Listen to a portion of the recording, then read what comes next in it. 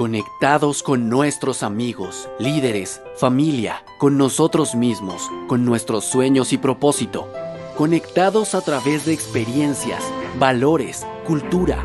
Identificamos retos y los aceptamos con la ilusión de mejorar, de transformar realidades, de desafiar nuestras capacidades y así entregamos el corazón en ello.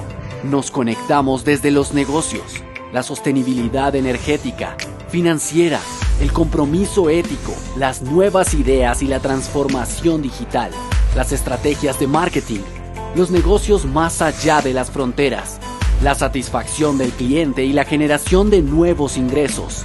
En Prime nos formamos como líderes inquietos por el conocimiento, innovadores, estrategas, desafiantes, con curiosidad del mundo, enfocados en lo que nos apasiona sin olvidar la complejidad que nos rodea y, por supuesto, con todas las herramientas 4.0 para transformar realidades.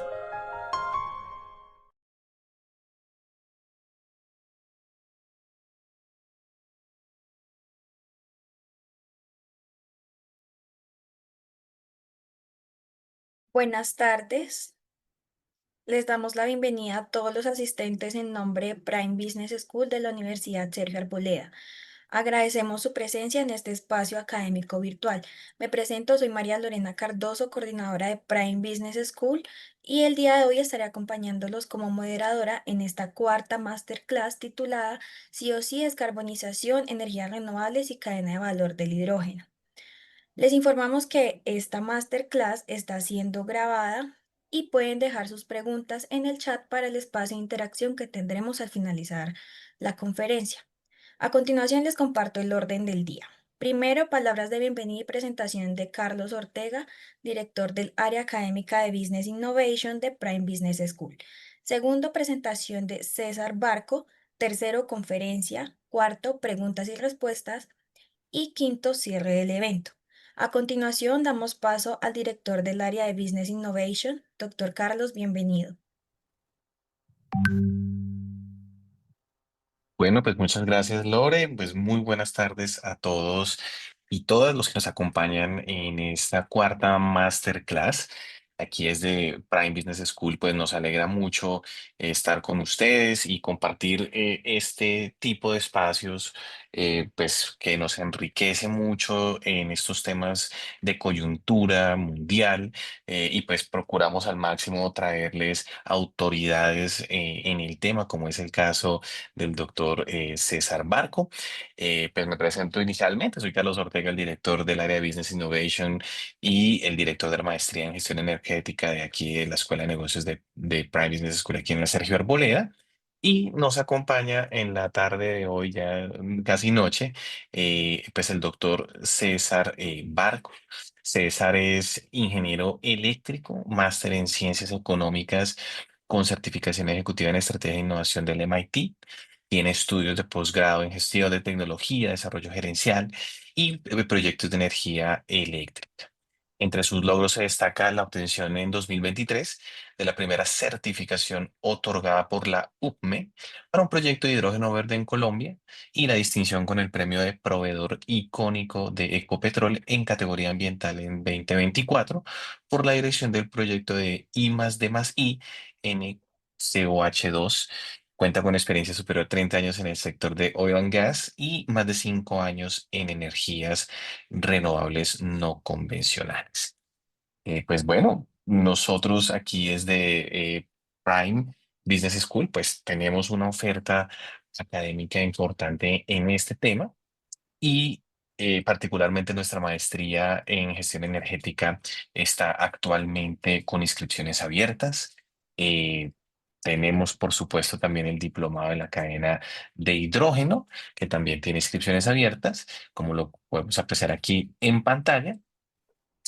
Y pues nuestra oferta está relacionada justamente con otro curso en administración de transición energética. Digamos, estos tres programas o opciones de formación, pues ustedes estarían o la tienen disponible para consulta, pues si resulta, por supuesto, de su interés. Bueno, pues con esta introducción de nuestro invitado, pues le damos paso al doctor César Barco para que pues tome el auditorio y pues nos ilustre suficientemente con este tema tan apasionante. Bueno, doctor César, muy buenas noches. Muchas gracias, Carlos, y complacido de estar con todos ustedes y quienes están participando de la conferencia. Voy a compartir mi material.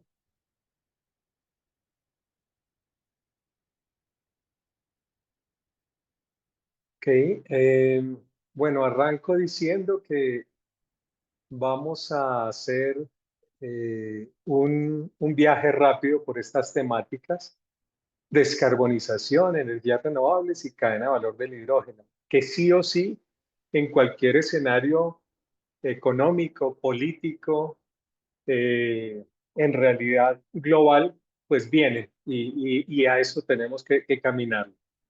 Y como muy bien lo decía Carlos, pues este es una introducción, un viaje rápido que esperamos complementar con temas regulatorios, de política pública, de cómo financiar proyectos de esta cadena, eh, pero que tienen también como alternativa pues, las opciones que mencionó Carlos de Prime Business School. Arrancamos entonces, vamos a tener este contenido, hablamos de descarbonización, de FNCER, que son las fuentes no convencionales de energías renovables, y vamos a darle un énfasis al final a cadena de valor del hidrógeno. Eh, en la medida que alguien quisiera interrumpir para hacer una pregunta asociada al tema que estamos avanzando, no tengo ningún inconveniente, la pueden hacer sin tener que esperar al final. Arrancamos y es por el contexto, dónde estamos ubicados y por qué las energías renovables convencionales y otro tipo de proyectos en el tema de descarbonización. Pues sin que entremos en detalles para no gastar mucho tiempo, lo que sí quiero decir es que desde años que ya vamos para 80, casi el siglo pronto, se han tenido esfuerzos desde las Naciones Unidas por identificar la huella de carbono y por lograr la descarbonización del planeta. Y es así como en 2015 se suscribe el Acuerdo de París y de él, pues el compromiso de los países para lograr el cumplimiento de unas metas que le apuntaran a esa descarbonización, buscando que la temperatura del planeta no se incremente más allá de 1,5 grados centígrados con un tope de 2 grados centígrados y sabiendo que en la actualidad pues ya estamos más allá de 1 grado de incremento con todos los impactos que tiene esto en el clima.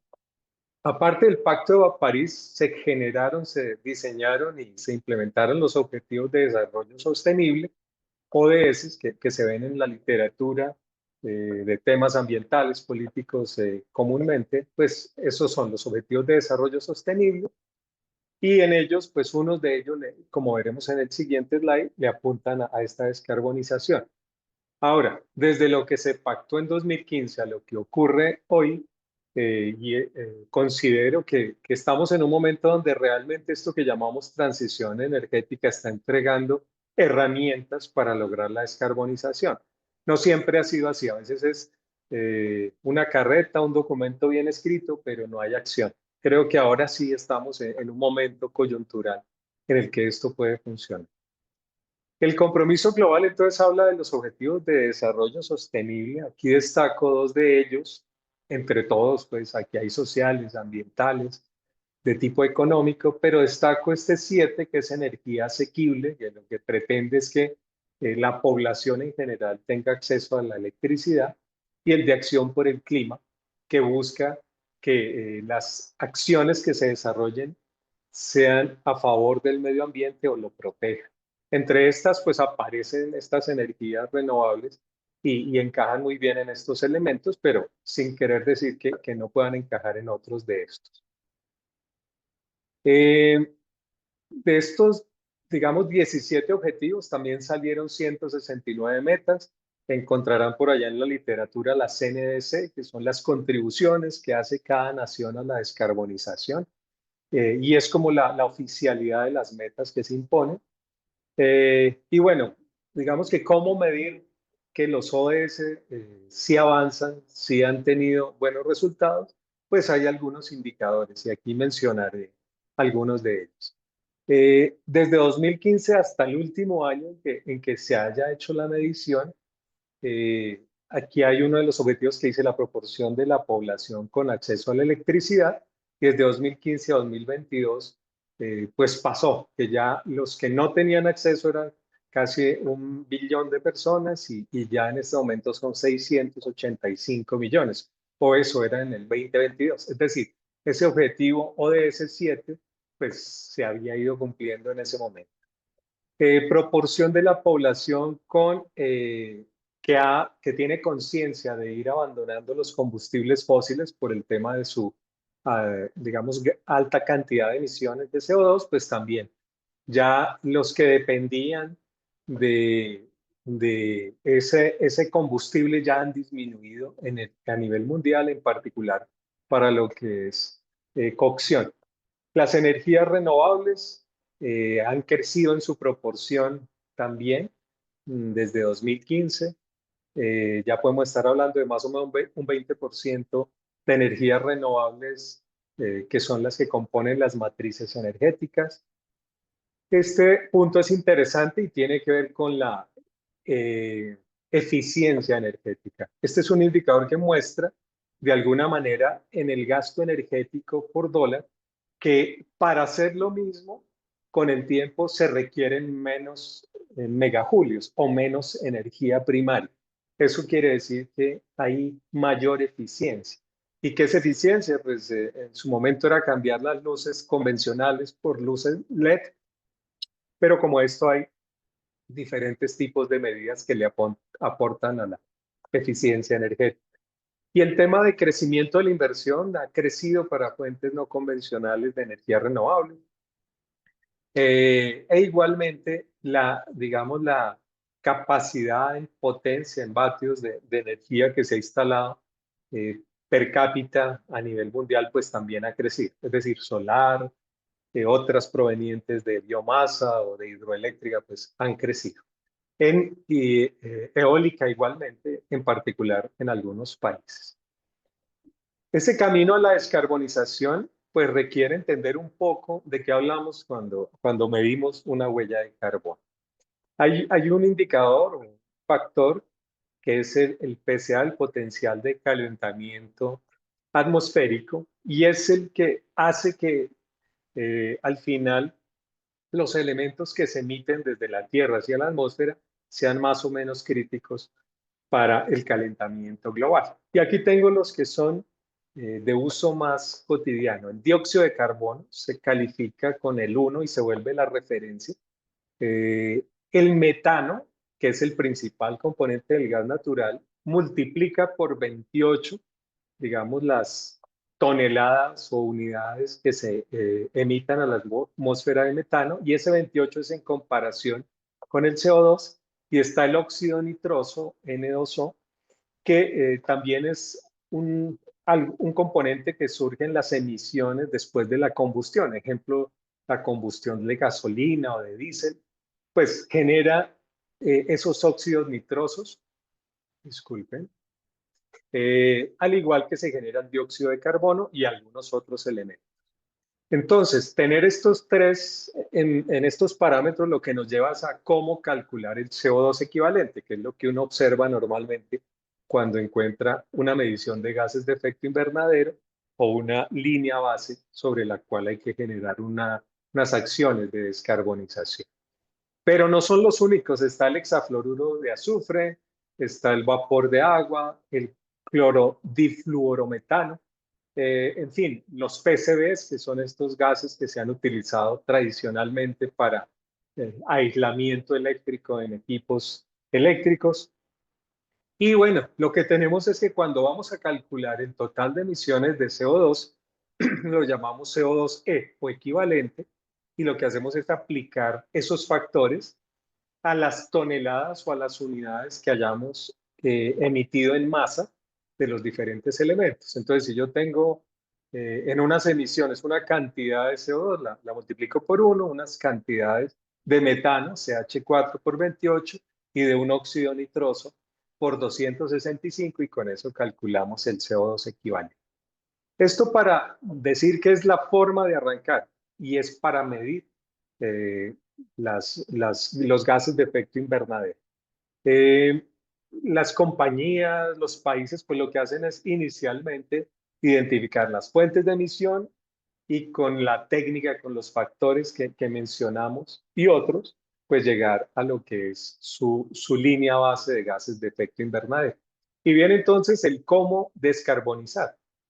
Mencionaba yo la eficiencia energética, esos son los mangos bajitos de la descarbonización, porque cuando se deja de usar alguna energía, pues se deja de emitir eh, un gas de efecto invernadero.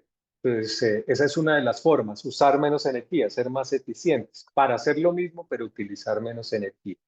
Hay otras medidas asociadas muy claramente a las emisiones de metano, a esa quema de gas natural o del componente principal que es el metano que se da en muchos procesos industriales. Está la energía renovable, de la cual vamos a detallar un poco más. El cambio de combustible. Ejemplo, cuando uno pasa un carro de gasolina y compra el eléctrico, compra el híbrido, está haciendo un switcheo de combustible. El hablar de hidrógeno de bajas emisiones, que se ha utilizado durante mucha vida de la industria, tanto en refinación, en fertilizantes, pero que este hidrógeno sea de bajas emisiones. Hablaremos un poquito de eso al final, sobre la captura del CO2, que es lo que se llama CCUS, captura de carbono, uso y almacenamiento. Y esos son lo que son los proyectos de descarbonización. Entonces, reitero, se mide la línea base, se definen los proyectos y a ejecutar. Y lo que queda, lo que no se puede, digamos, orgánicamente dentro de un proceso industrial, pues lo que se buscan es medidas de compensación basadas en la naturaleza. Ejemplo, comprar unos derechos o bonos de carbono correspondientes a un bosque diseñado pues para hacer captura de CO2. Con esto, pues decimos, y bueno, ¿y nuestro país dónde está? Me gusta mostrar digamos, esquema del Plan Energético Nacional de la UDME del 2020-2050. Aclaro que ya hay uno más reciente y oficial, pero que mejora no lo deteriora, pero para el concepto me gusta mucho. En este lo que se dice es que tenemos unas fuentes energéticas y esas fuentes energéticas tienen un grado de contaminación. Cuando hablamos de esas tecnologías, de esa distribución, y crecemos con lo mismo, ejemplo, tengo un carro a gasolina y lo cambio por otro carro a gasolina, estoy en un escenario de actualización y aquí está mirado al 2050.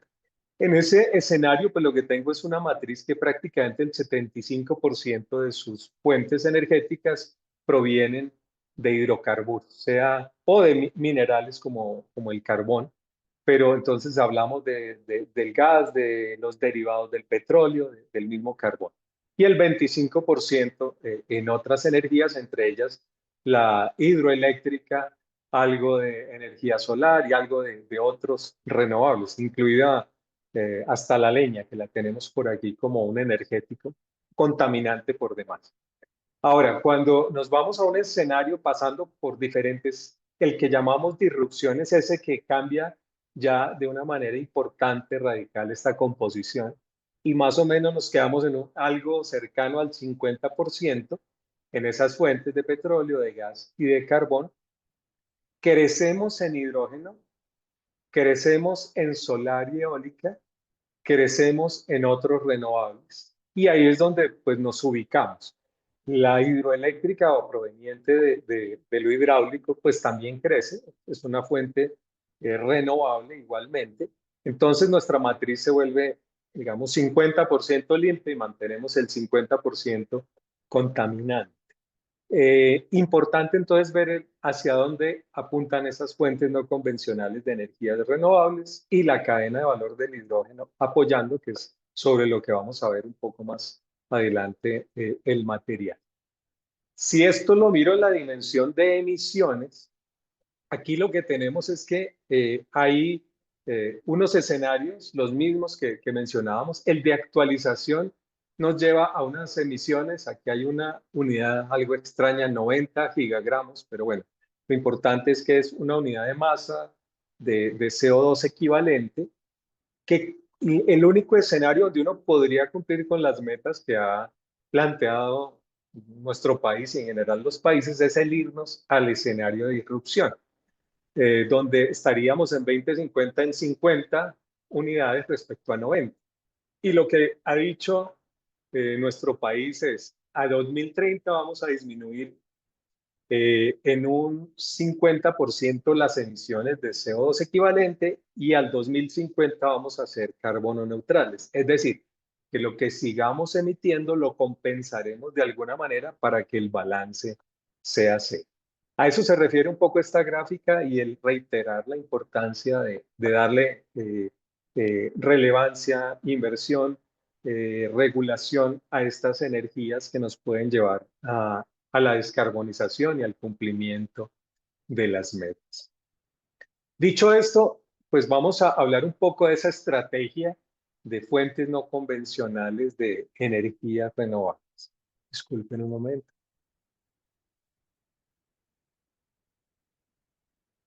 Ya vuelvo a compartir. Tenía una duda, ¿me confirman si están viendo, por favor? Sí, doctor. Mil gracias. Ok, entonces veíamos que teniendo una línea base de gases de efecto invernadero medida en CO2 equivalente, pues debo proceder con estrategias y entre ellas están las fuentes no convencionales de energía renovable. Veíamos que hay varias, pero vamos a entrar un poco en esto.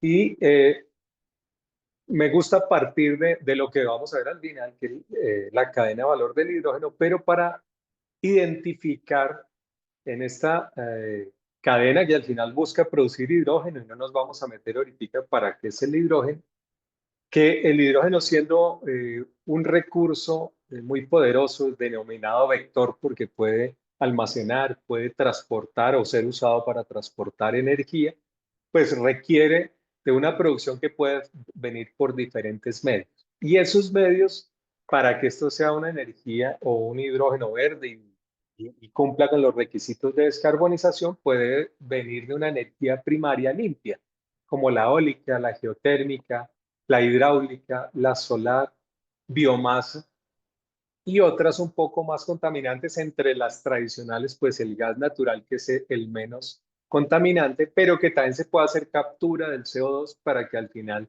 sea una energía limpia. Y por diferentes medios, pues llegar hasta la producción de hidrógeno. Lo dejo simplemente para decir que vamos a hablar de 5 de esos tipos de energía, un viaje muy, muy rápido sobre ellas. Primera, la energía solar fotovoltaica, la más conocida, tecnología desarrollada, comprobada, que funciona y funciona muy bien. Y aquí lo que tenemos un poco es como de manera muy, muy sencilla, como la mirada de los principios. Entonces tenemos una energía solar eh, que tiene, digamos, su característica, que es una energía, digamos, continua, que está disponible, y esa energía, pues, pasa a tener un efecto fotovoltaico, en el cual a través de, digamos, esos paneles que tienen unas láminas de unos materiales especiales, hacen una conversión y pasan entonces esa energía solar a energía eléctrica.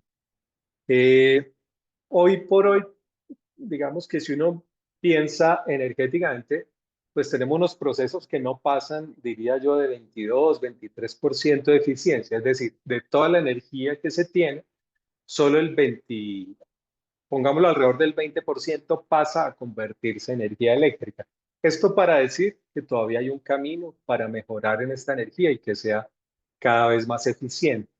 Aquí están algo de las tecnologías basadas normalmente en silicio, pero hay diferentes tipos de estructuras para lograr esa conversión de la energía solar en energía eléctrica y con diferentes eficiencias, pero bueno, también amarrado a estos costos.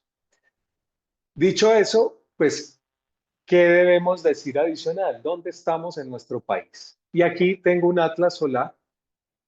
Este es reciente, lo produjo el Banco Mundial y Primero hablo de esta gráfica de la izquierda, que es la energía, digamos, solar fotovoltaica potencial que tiene nuestro país. Donde están estos rojos más fuertes es donde tenemos esa mayor disponibilidad de ese recurso solar en lo que se llama la irradiación solar. Y esa irradiación se mide, tiene unas medidas que tienen que ver con kilovatios hora por metro cuadrado. Ahora, digamos que nuestro país aquí, para resumirlo, en el Caribe tiene un altísimo potencial, en algunas regiones andinas, no tanto así en el Pacífico ni en la Amazonía. También tiene unos potenciales interesantes en regiones centrales andinas como Bogotá o en otras como los llanos orientales, donde sin que sea el mejor recurso solar fotovoltaico, sí los proyectos funcionan, tienen retornos atractivos que hacen que se puedan hacer proyectos de estos en todo tipo. Y dos conceptos aquí complementarios. Uno es el de la irradiación directa. Esto es decir, cuando no tengo nubes ni nada que interfiera entre el panel solar y la energía, esta es la irradiación y, como decía, se mide en kilovatios hora por metro cuadrado. A su vez, eso se traduce en las horas solares pico que se mencionan eventualmente, es decir, cuántas horas efectivas de energía solar se tiene por región. Entonces, si uno está por aquí en el Caribe, podríamos decir que son 5,2 en promedio horas solares pico, mientras que si estoy en una región como la andina, puedo estar de 3,5 a 4 horas solares pico.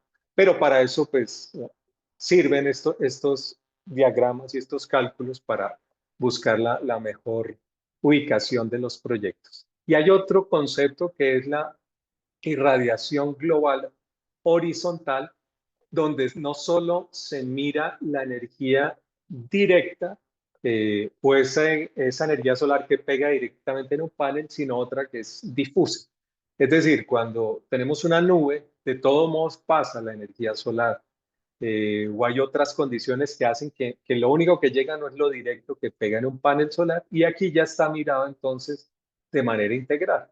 Entonces ya uno iría con ese plus a ver que en el Caribe, Guajira, Alta Guajira, podemos estar en 6 horas solares pico y bueno, de ahí para abajo en el resto del país.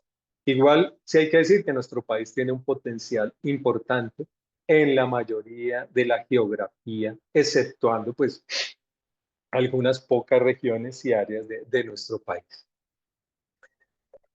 Algunos beneficios, pues es una fuente que no se acaba, es abundante, nos permite reducir la dependencia de combustibles fósiles e en general cuando se implementan estos sistemas los ahorros pueden ir del 20 al 40% y hay beneficios sociales. Mirado o visto, digamos, esta energía para cumplir con ese ODS 7, el de energía asequible, pues este ayuda, ¿cierto? Ayuda mucho porque donde no hay sistemas conectados, donde, digamos, la posibilidad de llegar con, incluso como se hace en algunas regiones, generadores diésel y esos generadores distribuir energía para una población donde ni siquiera esa posibilidad está, pues el tener energía como esta solar fotovoltaica, este es un caso en Dibuya, en La Guajira, un panel y con esto se pueden ya alimentar algunas cargas, esto pueden ser de 400 a 500 vatios, ya unas cargas mínimas y al menos durante el día, mientras haya sol, se puede tener ya una mejora en la calidad de vida, acceso a la energía e incluso conectividad pues, por Internet. Algunas reglas de dedo gordo.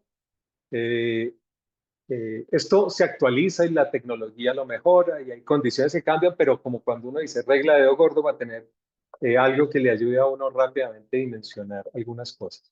La primera es algo que la UME actualiza anualmente y es que nos dice que por un megavatio hora de energía producido al año, en la última resolución dice que se compensan 0,493 toneladas de CO2 equivalente. Entonces, más o menos por un megavatio hora de energía de fuente no convencional de energía renovable se reduce aproximadamente media tonelada de CO2. Otra regla de oro gordo, de un megavatio pico de capacidad instalada de energía solar, lo que tenemos es un costo de $1.000.000 y requerimos una hectárea. Nuevamente, esto se puede mejorar, esto puede ser menos de 1.000.000 y puede ser menos de una hectárea, pero para la regla inicial, este puede ser una buena aproximación. Otro tema, los bonos o créditos de carbono que se escuchan, que sirven para varias cosas, entre ellas pagar el impuesto al carbono, que se paga por el uso de combustibles o derivados de combustibles, más bien combustibles derivados del petróleo, y también que está entrando al gas y al carbón. Entonces, un bono corresponde a reducir la emisión de 1 tonelada de CO2. Como digo, puede usarse para pagar impuestos o se puede usar para transar en el mercado a alguien que quiera llegar a la compensación por medios diferentes a sus acciones internas de mejoramiento. En Colombia, un bono de carbono puede tener un valor aproximado de $5.5. Es un impuesto que gradualmente se incrementa, pero anoto que comparado con el mundo es muy bajo. Digamos que todavía no llega a un nivel que incentive la descarbonización por el tema de castigo a las emisiones de CO2. Hay países en el mundo, en Europa, Canadá mismo, que pueden estar llegando a los $100 por tonelada de CO2 de emisiones. Miren la diferencia y sin duda eso apalanca pues muchos proyectos de descarbonización en esos otros países. Algo más, de 1 metro cuadrado de panel de solar se pueden generar aproximadamente 400 vatios de corriente continua. A eso se refiere el DC que tengo aquí en el slide. Ese fue entonces el paso por energía solar. Energía eólica. Energía eólica normalmente estamos hablando de escalas medias y altas. En solar fotovoltaica yo puedo andar desde un panel de 400 vatios hasta megavatios, pero en energía eólica lo usual es que sean grandes escalas. Un aerogenerador de estos, que de por sí es muy grande, puede estar eh, eh, generando de 2 megavatios para arriba con un solo aerogenerador, sobre todo esos que vemos en los parques eólicos, de los que hay tanta publicidad. ¿De dónde se obtiene? De la fuerza del viento. Esa fuerza del viento lo que hace es que genera un movimiento en estas palas de los aerogeneradores. Ellas a su vez tienen generación, hacen que haya, más bien, que esta fuerza del viento se convierta en una energía cinética, es decir, que gira, eh, que hay unos movimientos circulares y ese movimiento circular con un generador eléctrico se vuelve electricidad. Este es el mismo principio de las hidroeléctricas. Lo que pasa es que el que genera la energía cinética es el agua moviendo unos álabes o la energía termoeléctrica en la cual se quema un combustible, se genera un vapor y ese vapor es el que mueve esas turbinas y esas turbinas o ese movimiento circular es el que pasa a los generadores. Aquí, pues muy sencillo, como la torre de un aerogenerador, aquí arriba pues están las palas, allá en el centro está este aerogenerador que muestro aquí en la gráfica a la derecha.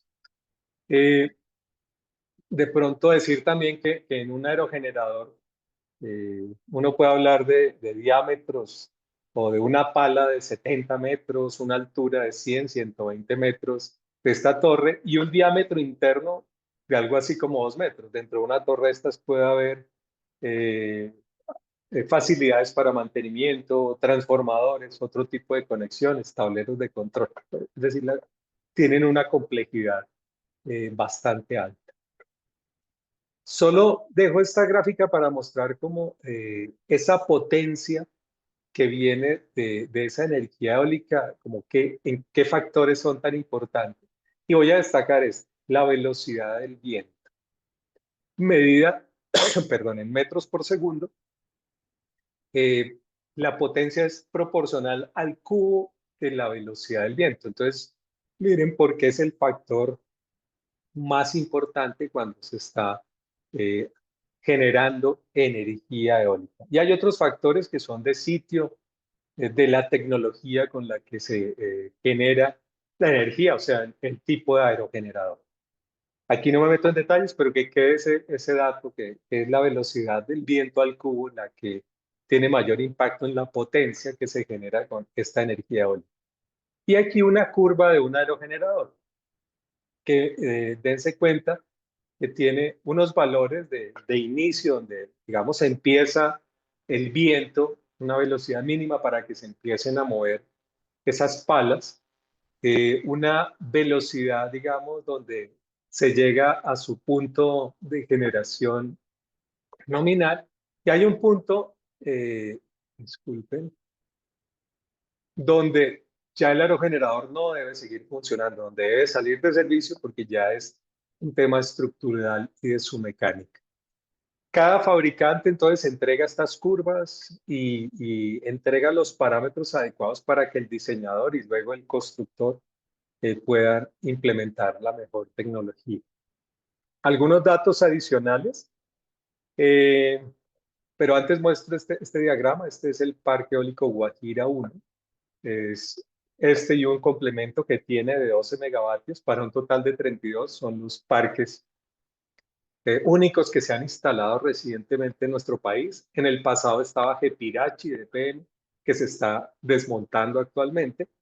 Estas líneas de Isagen usan la misma salida o canal de transmisión de la energía, que es la línea del Cerrejón, porque como habrán escuchado, esa línea colectora que debe traer toda la energía desde La Guajira hasta el centro del país, pues ha tenido muchos inconvenientes, está atrasada, y en la medida que está atrasada, pues los proyectos eólicos y solares se han ido quedando colgados. Y bueno, ahí hay una problemática que escucharán, que se fue EDP, la compañía de Portugal, que en él vendió proyectos. En fin, hay estrategias porque estas demoras obviamente generan impactos en los casos de negocio.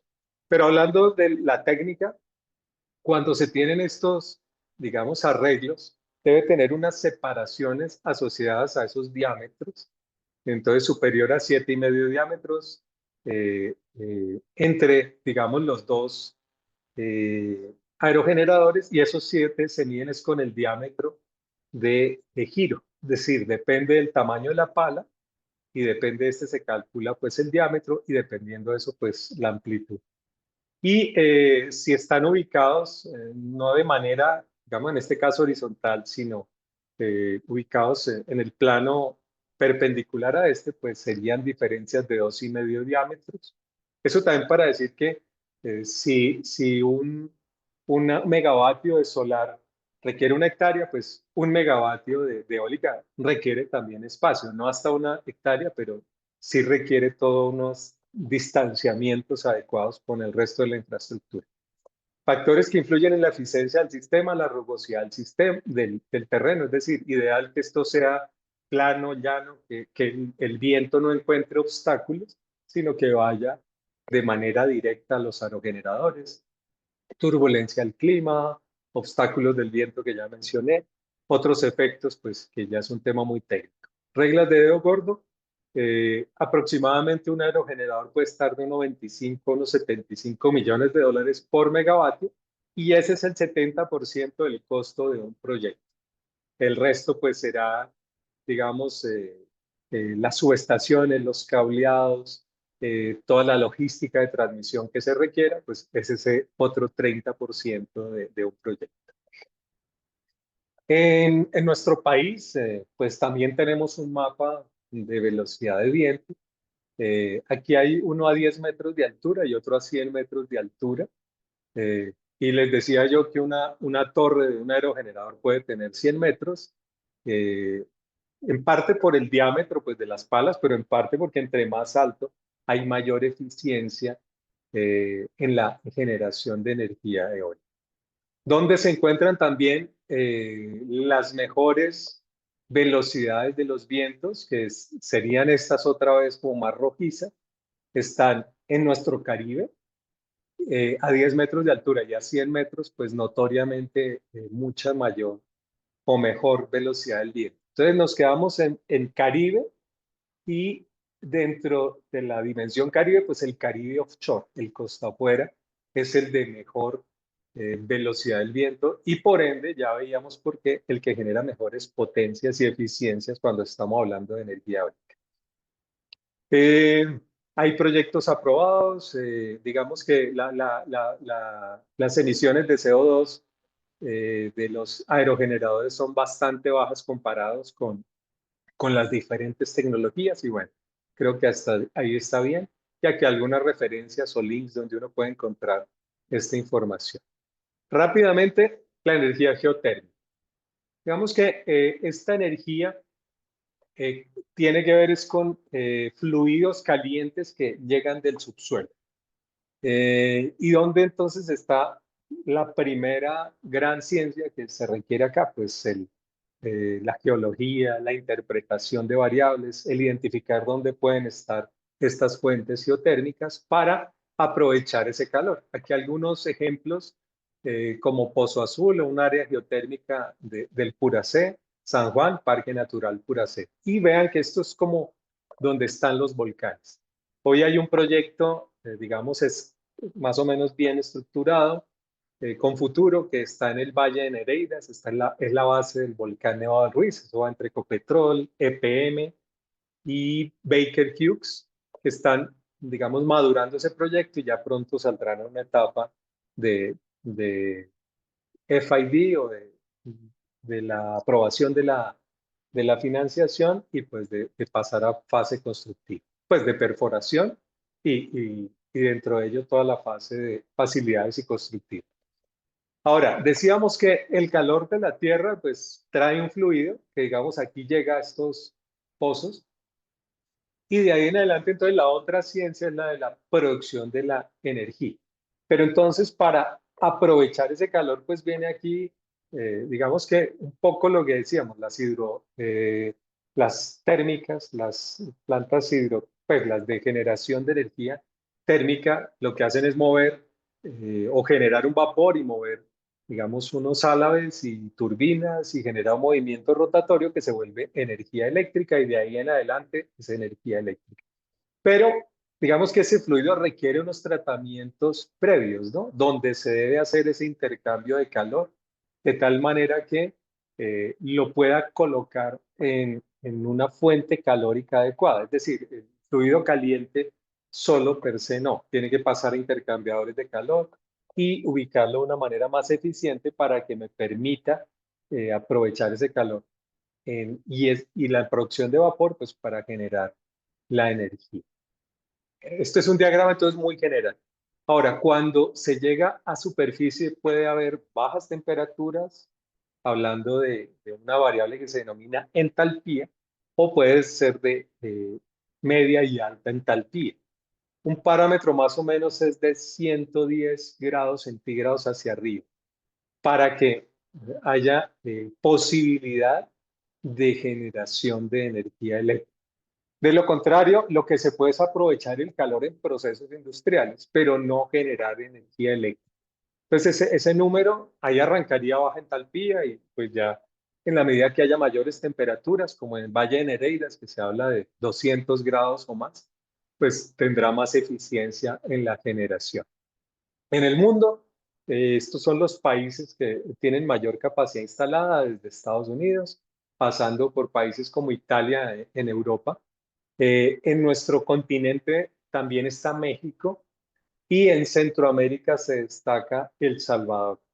Y bueno, y países como nosotros tenemos un potencial importante, estamos en lo que se denomina el Cinturón de Fuego del Pacífico y los que estamos en ese mapa, pues tenemos esas potencialidades de tener esta energía geotérmica. Limpia, continua, que no tiene un factor de, de operación bajo, es continuo, como sí lo tiene la energía solar, que puede estar uno hablando, si son 5 horas, es como un factor de operación o de planta del 25% máximo, si es de eólica puede ser del 50%, pero unas celerías como la geotérmica pueden ser ya de cercano al 100%. Tenemos otra, la energía a partir de biomasa, y he hablado de las que son de donde tenemos tantos recursos en nuestro país, donde podemos considerar que debe haber mejores desarrollos. Hablando de la biomasa, se clasifica en biomasa virgen y biomasa residual. Y lo digo con ejemplos. Biomasa virgen puede ser la caña de azúcar o el fruto de la palma de aceite. Biomasa residual en esos dos casos puede ser el bagazo de la caña o algunos residuos de la palma de aceite como el cuesco, el tallo, otros de la palma de aceite. Y eso se vuelve biomasa residual. Pero también tenemos los residuos municipales, basuras. En esto Veolia es muy fuerte, tiene generación en Bogotá, en Doña Juana, y otros desarrollos para generación de energía eléctrica en otros rellenos sanitarios.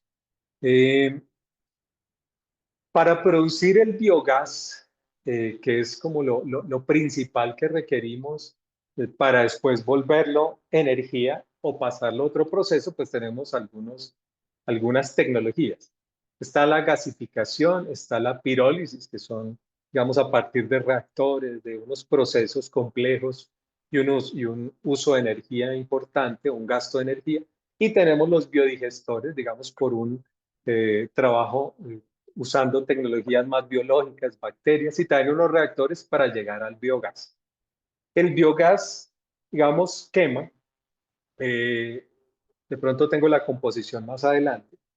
Ejemplo, en ganadería uno puede tener un aprovechamiento del residuo del estiércol vacuno o del porcino, que además el porcino tiene un alto poder energético. Eh, Pasarlo a biodigestores, eso producir o generar un biogás y usarlo para cocción, por ejemplo. Ahora, si ese biogás lo quiero llevar a una especificación de gas natural, lo debo llevar a biometano, es decir, debo volverlo más puro. Eh, entonces uno se encuentra términos como biogás y biometano. Y biometano, como digo, es el que uno pudiera ya llevar y mezclarlo con el gas natural. El gas natural anoto que no es 100% biometano o metano, perdón, sino que también es 70, 80%, depende del, del campo donde se produzca ese gas natural. Entonces, para llevar ese biogás a biometano y mezclarlo con gas natural, pues requiere también un grado de purificación. Metido solo en biodigestores, pensando que es como la tecnología fácil, la que se utiliza más actualmente, como en el ejemplo de Veolia que les mencionaba, pues funciona ese biodigestor a partir de tener, digamos, unos acopios de la materia orgánica, tener unos procesos con agua a determinadas temperaturas, eh, se espera que se decante. Hay una aplicación de unas bacterias buscando que haya, digamos, esa emisión de gases y que pase un tiempo para que se genere el biogás. Pero entonces aquí estos tanques, estos biodigestores, pues también tienen unas condiciones para que sean eficientes y se pueda producir ese biogás que mencionábamos en el diagrama anterior, que es esto que vemos aquí en una salida de gas para quema o para combustión, y esta es la composición. Veamos que el CH4, ese metano, es aproximadamente el 60% de una composición estándar o media de biogás. Entonces, biogás como un potencial importante que tenemos en nuestro país, y hablemos de la energía hidráulica.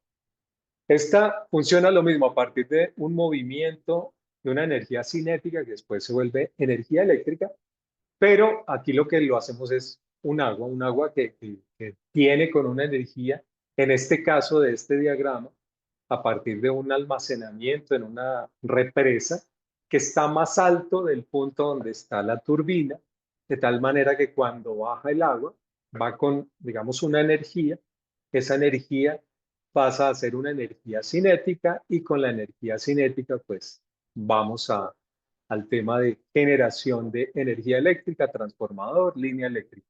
Y el agua pues que debe volver a, digamos, a la fuente inicial, eh, que es, digamos, el río. Puede ser el río donde viene el desagüe del agua. Dentro de esto, para mención más particular cuando estamos hablando de energías renovables, hoy estamos hablando mucho de las PCH, las pequeñas centrales hidroeléctricas. Y hay unas a filo de agua. Esto quiere decir que son unas pequeñas centrales que aprovechan el flujo del agua que va pasando y mueven unas turbinas y con eso se produce la energía eléctrica. Hay otras que tienen embalse, como en el mismo del diagrama que mostramos ahora. Viene el agua, se almacena en unos embalses pequeños y son pequeños comparados con una eh, hidroeléctrica, donde yo genero 1000 megavatios. En una PCH yo puedo estar hablando de 10, 15, 20 megavatios, es decir, el 2%, pero el principio es el mismo. Tengo un embalse, una caída de agua y aquí la generación de energía. Y hay un tercero que es reversible o de bombeo dentro de estas PCH, es que se puede aprovechar el agua que ya está pasando, digamos, al nivel inferior para rebombearla y que vaya a almacenamiento al nivel superior. Y a eso se refiere, esto es como una variación de las que tienen embalse cuando estamos hablando de PCHs reversibles o de bombeo. Ahora, cuando hablamos de emisiones de gases de estas tecnologías, y de pronto solo a manera de comparación y tal vez ubiquémonos en la energía solar fotovoltaica, tiene, digamos, un rango de emisión aquí medido en, digamos, unidades de gramos de CO2 equivalente por cada kilovatio generado. Si uno hablara de la solar fotovoltaica, estaríamos en 83 gramos. Si habláramos de la eólica en tierra o costa afuera, estaríamos en 16, es de las más bajas, que cuando ya voy y lo comparo con otras fuentes como la hidroeléctrica, pues la hidroeléctrica también tiene una, digamos, se generan algunas emisiones de CO2, un poco, casi el doble de la solar fotovoltaica, pero siendo bajo todavía, porque si uno va y se compara con los números, ejemplo, del gas natural, ya estamos en 500, carbón estamos en 1000 o más de 1000. Entonces, sin duda, pues estas energías renovables tienen un impacto. No vamos a hablar de nuclear, vamos que no es el tema de hoy, es un tema súper interesante y en todos los eh, desarrollos que vengan de energía, esto se deberá tener en cuenta.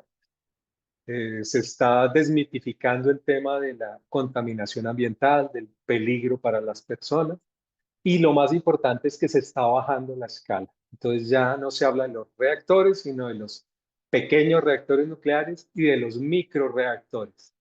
Y esos microreactores se vuelven algo de las capacidades que uno ya se imagina en aplicaciones pequeñas. Ejemplo, de 10 a 20 megavatios o menos de 20, como el caso que mencionaba de las PCH.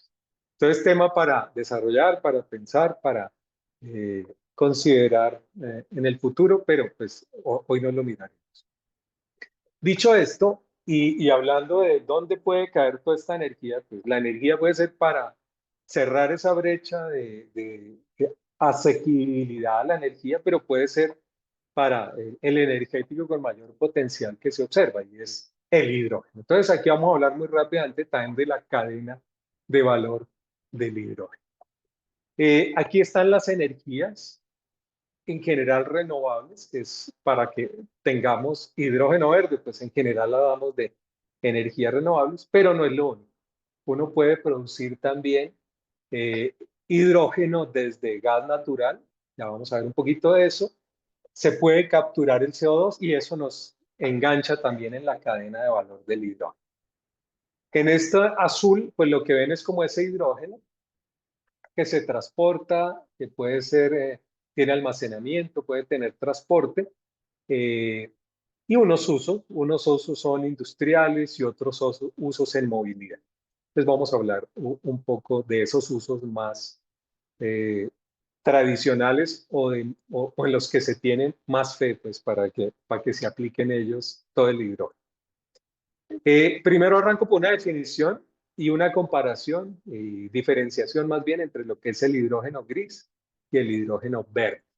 El hidrógeno gris, digamos, es el que se ha desarrollado de manera convencional desde fuentes fósiles, sea gas natural o incluso carbón. Ejemplo, el gas natural actualmente es la materia prima que más se utiliza para producir hidrógeno. Se hace a través de procesos como el SMR, que es el reformado de metano con vapor, y de esto pues se genera un hidrógeno. Ese hidrógeno, digamos, se utiliza actualmente sobre todo en refinación.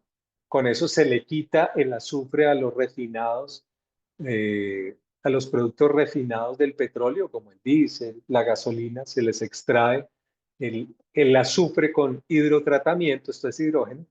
Y este hidrógeno en la industria de fertilizantes, pues es la base para producir amoníaco, y el amoníaco es la materia prima principal de los fertilizantes. Ahora, cuando estamos en hidrógeno gris, por cada unidad de hidrógeno podemos estar produciendo entre 10 y 12 unidades de CO2. Cuando se van al medio ambiente, se le denomina hidrógeno gris. Y eso ha sido lo que convencionalmente ha ocurrido. Cuando se captura ese hidrógeno y se le da un uso, eso se denomina hidrógeno azul. Ahora, el otro extremo, el no contaminante, bueno, me devuelvo, el hidrógeno azul no quiere decir que vaya a ser cero emisiones. Hay una regulación que debe surgir y el país llegará a estándares similares a algunos países europeos, que va a ser mercado de nuestro hidrógeno, donde se habla de entre 3, 5 y 4 kilogramos de hidrógeno, perdón, de CO2 serán permitidos. Si se certifica que por cada kilogramo de hidrógeno producido y después de la captura quedan entre 3,5 y 4 kilogramos, se va a decir que es hidrógeno azul y es de bajas emisiones y lo recibirán en el destino. Y el hidrógeno verde, que es de cero emisiones, en la medida que venga de electricidad renovable y de agua, un agua con unas características de calidad pues muy altas, eso sí hay que decirlo, que también requieren tratamiento del agua, energía para tratar esa agua. De esa electricidad y de esa agua se puede producir hidrógeno y oxígeno, pero no hay emisiones contaminantes. Por 1 kilogramo de hidrógeno pueden surgir 8 kilogramos de oxígeno. Y se anota que el oxígeno también puede tener un mercado comercial. El hidrógeno, por supuesto, pero el oxígeno lo tiene, ¿no? Y sabemos que, ejemplo, en temas hospitalarios o en soldadura para hacer la mezcla con el acetileno y de ahí generar la soldadura. Ahora, revisada eso, entonces las aplicaciones. Me voy por una que es básica, es inicial y puede ser de esas que encontremos más rápidamente. Y la explico, es el blending. El blending es producir hidrógeno, hidrógeno verde, y ese verde combinarlo o mezclarlo con gas natural. Si lo vemos así, pues entonces el potencial sería que los gasoductos se conviertan o se pasen para ser solo de hidrógeno. Ahora, porque el hidrógeno energéticamente es 3 veces más, tiene mayor poder calórico que la gasolina o el diésel, 2,5 veces más poder calórico que el metano. Entonces es un energético muy poderoso que también tiene una densidad muy baja, lo que hace que pues haya otras complejidades. Pero energéticamente uno diría reemplazar todo con hidrógeno, pero no es fácil. Si yo estuviera en una tubería que es plástica, yo puedo meter el 100% de hidrógeno. En las tuberías metálicas no, porque el hidrógeno genera riesgos de fragilidad, por ser tan pequeña la molécula, puede, donde haya una grieta, empezar a causar más daños. Eso hace que no se pueda utilizar. Y el blending lo que trata de decir es hasta qué porcentaje se podría llevar de mezcla el hidrógeno. Voy a resumirlo diciendo que sin mucha ciencia, sin pensar mucho y con los experimentos ya conocidos, en los, digamos, los porcentajes verdes se podría hacer la mezcla de hidrógeno con gas natural. Pero aguas abajo, ejemplo, en una estufa, sin cambiar el quemador y sin cambiar tuberías, no se podría pasar del 10%. E igual en otras aplicaciones. Conclusión, uno pudiera pensar en el mediano plazo en tener mezclas de hidrógeno verde en la volumen de gas natural hasta un 10% sin generar problemas ni en las tuberías ni en los clientes o en los usos que pueda tener ese nuevo energético que va a estar al fin. Aquí un poco lo que digo.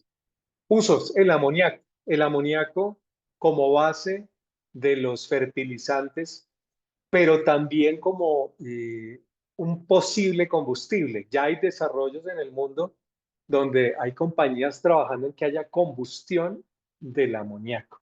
Por eso se habla mucho del transporte en embarcaciones para llevar ese amoníaco, pero a su vez usarlo como combustible. Es de las cosas que se habla mucho del amoníaco. Es de los principales derivados del hidrógeno que tiene un potencial y un atractivo de inversión muy alto.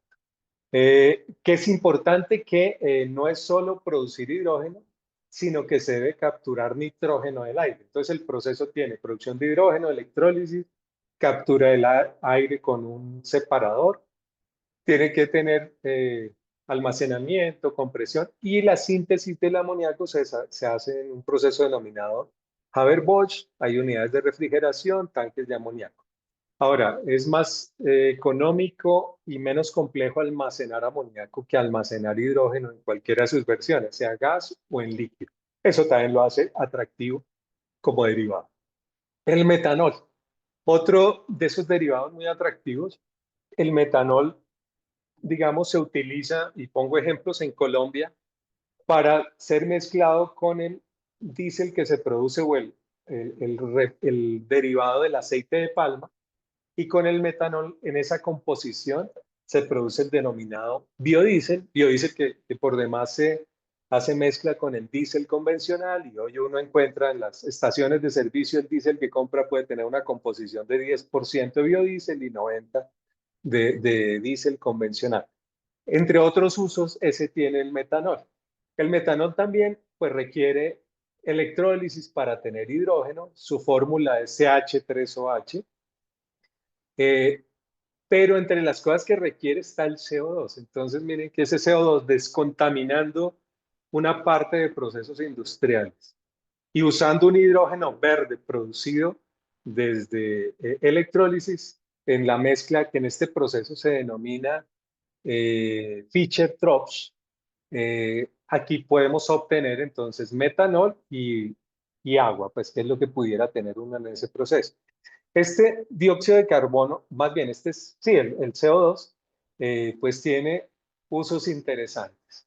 Miremos aquí algunos de ellos. Si habláramos de alcoholes, pues está el metanol. Puede ser también el desarrollo de gases sintéticos, metano, es decir, el CO2, en vez de hacerla gas natural, volverlo, o el metano, volverlo hidrógeno y CO2, pues si yo los tomo por aparte puedo generar unos gases sintéticos, ya eso también para ellos funciona el CO2. Y dentro de la cadena de los fertilizantes, la urea se produce desde amoníaco y desde CO2. También entonces tiene un mercado para la producción de fertilizantes. Y el último que diré es en la industria de los alimentos, porque el gas que tenemos nosotros en las bebidas con gas, pues eso es CO2 básicamente. Para ejemplo, Ecopetrol, de toda su producción de hidrógeno, el 10% es azul, quiere decir que captura el CO2 y ese CO2 se utiliza para las bebidas que tomamos pues, en nuestro país. Las celdas de hidrógeno. Las celdas de hidrógeno son las que hacen el proceso inverso a la electrólisis. La electrólisis, yo tomo energía y agua y al otro lado saco gas, ¿cierto? Saco el hidrógeno y saco oxígeno. Las celdas de combustible hacen el proceso inverso. Toman el gas, que es este hidrógeno, del medio ambiente toman oxígeno y por un proceso, al final de la cadena, generan electricidad y agua. Ese es el proceso de producción de energía eléctrica a partir de hidrógeno. Y eso es lo que se denomina celdas de combustible o celdas de hidrógeno. Aquí hay un diagrama con un vehículo. Este vehículo tiene un tanque donde se alimenta con gas. Esto es como un dispensador parecido a gasolina, de carga rápida, igual que se carga la gasolina. Eso pasa a la celda de combustible y de esa celda de combustible hay electricidad. Y esa electricidad pues debe alimentar el motor eléctrico del carro. Ese es como el principio de las celdas de combustible, producir electricidad y los carros pues de hidrógeno. Y en los buses se hace lo mismo, lo que pasa es que el almacenamiento es mucho más grande, donde se ubica, digamos, las celdas de combustible, las baterías, porque hay que tener unas baterías como cuando uno tiene un carro, pero miren, aquí las celdas de combustible, por aquí el almacenamiento.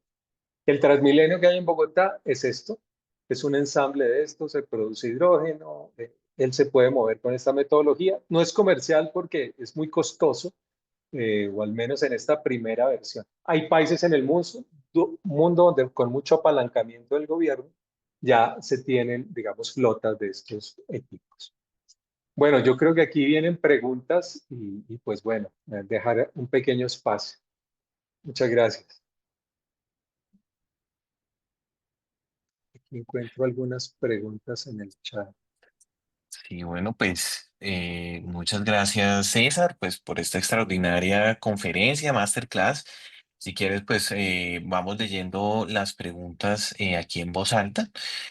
Nos pregunta nuestro decano, ¿cuál es la razón por la que real o aparentemente la energía eólica es la mejor opción para Colombia o si lo es? Ok, Gracias. bueno, Eduardo, gracias por la pregunta. Es muy, tenemos el recurso, podemos generar grandes energías y ayudaría mucho, pero donde tenemos el potencial es en La Guajira y no tenemos todavía la línea de salida de esa energía para el centro del país. Entonces, la respuesta es, podría ser en la medida que tengamos una colectora 1 que ya está en construcción y una colectora 2 más adelante, se aprovecharía todo el recurso para ayudar a que el crecimiento de nuestro país sea con energía renovable y no dependamos de más hidroeléctricas tipo Hidroituango o de energía térmica que venga de gas. Entonces, respuesta sí, pero depende que tengamos el medio de transporte hacia el centro del país. Vale, viene Irene Guerrero, nos pregunta, ¿cuál es el marco regulatorio vigente para la implementación y comercialización de bonos de carbono en Colombia? Usted mencionó algunas oportunidades que este mecanismo representa para las empresas que desarrollan proyectos sostenibles.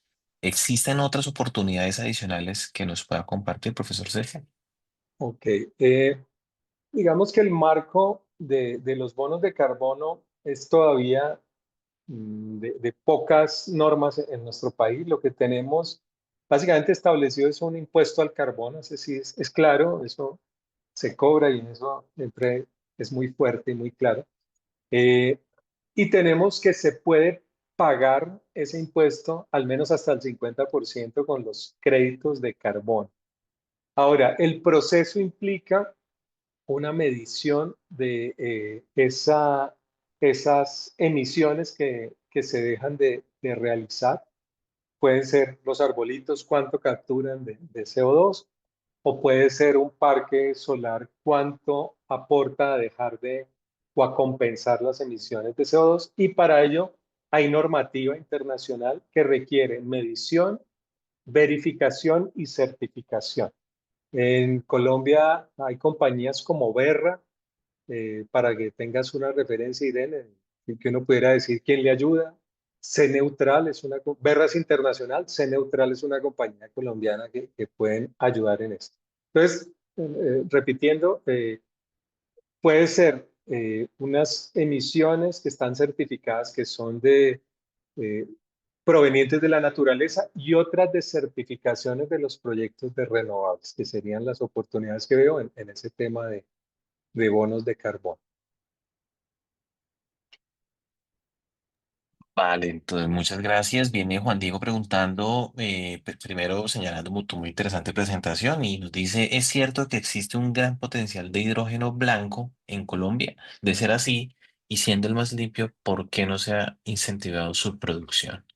Muy al lugar y coyuntural la pregunta, Juan Diego, gracias. Digamos que el hidrógeno blanco es incipiente en el mundo, realmente.